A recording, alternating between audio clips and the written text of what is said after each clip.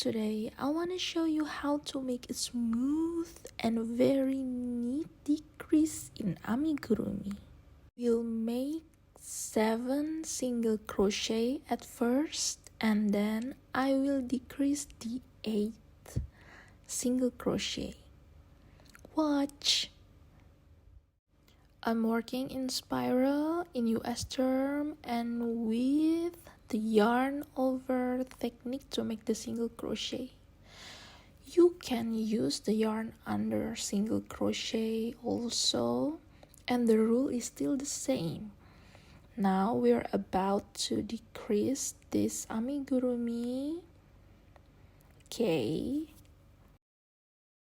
All you have to do is to make the front loop only, like this, 1 and 2, and then yarn over, pull through, yarn over, pull through, and then there, a smooth and neat decrease.